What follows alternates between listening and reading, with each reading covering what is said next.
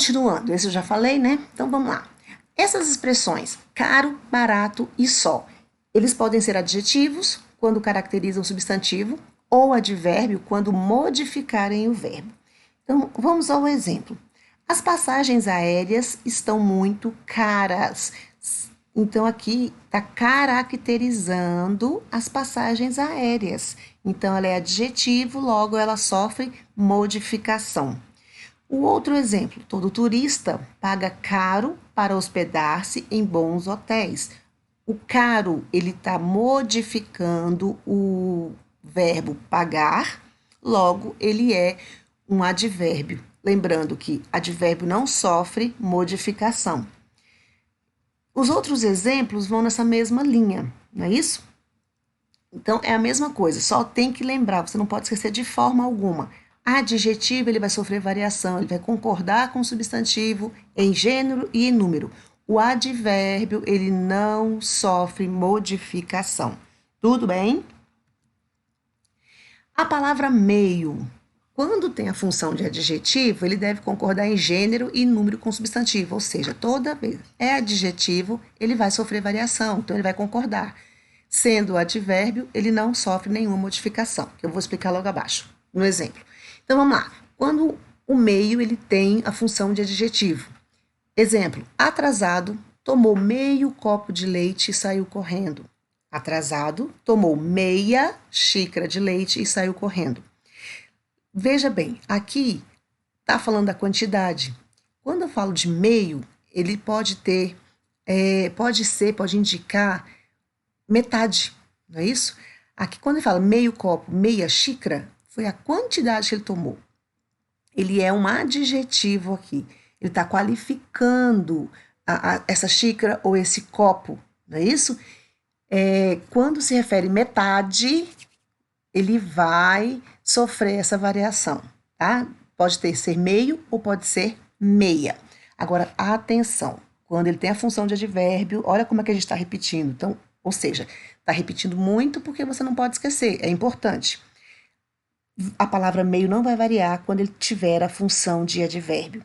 Ele é meio maluco, ela é meio maluca. Olha só, aqui nós estamos o substantivo, desculpa, no caso aqui tem um pronome, ele e ela, masculino e feminino. E a palavra meio não sofreu variação.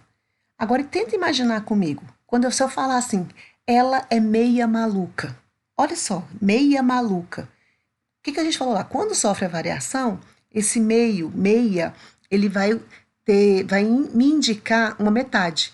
Se eu falo que ela é meia maluca, ou seja, a metade dela, o lado direito é maluca e o outro não, é assim que acontece? Não tem como, não é isso? Então, meia para advérbio, para indicar o estado de alguém, ele não vai sofrer a variação, não importa se está se referindo a masculino ou feminino. Então, meio, quando tem a função de advérbio, não vai sofrer variação. Tranquilo, né? Essas expressões, ó, é bom, é proibido, é necessário, também há escolhas que podem ser feitas e que vão influenciar na concordância. Preste atenção aqui.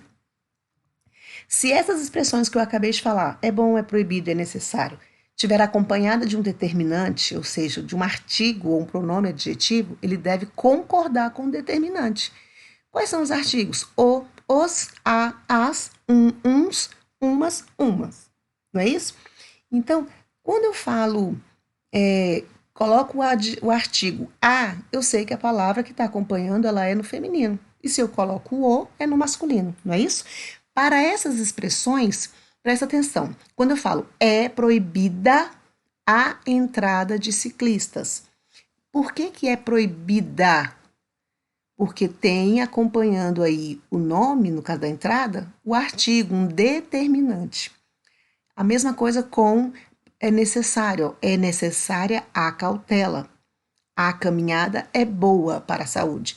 Agora, olha só, essas mesmas expressões, quando não estiverem acompanhadas de determinante, se não tiver o artigo acompanhando, elas não vão sofrer variação, ou seja, ela é invariável. Olha o exemplo.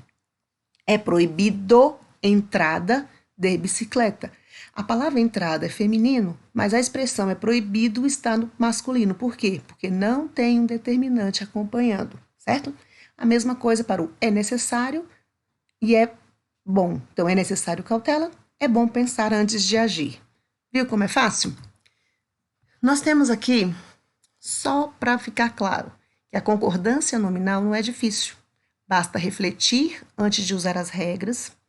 Lembre-se de que o contexto e os conhecimentos morfológicos adquiridos ao longo do processo de aprendizagem ajudam muito na sintaxe da concordância. Não se esqueça de que nossa língua não deve ser estudada de forma fragmentada, né, por partes, esquecer o que já estudou. Ela deve ser vista como um todo, composto por partes, ou seja, cada bimestre, a cada mês, a cada final de um ciclo ali, nós estamos estudando alguma coisa. Você não deve se esquecer do que já estudou, porque tudo faz parte do processo. Nós vimos aí, vocês anteriormente estudaram artigo, adjetivo, substantivo, todas as classes gramaticais, né, ou seja, os conhecimentos morfológicos em separado. E agora nós já estamos entrando na sintática, já entramos, né, na verdade, e você precisa desses conhecimentos anteriores. Então, não pode, de forma alguma, esquecer o que você já estudou. Então, uma dica: estudem, leiam bastante, façam exercícios e qualquer dúvida, entre em contato comigo, tá bom? Um grande abraço e até mais.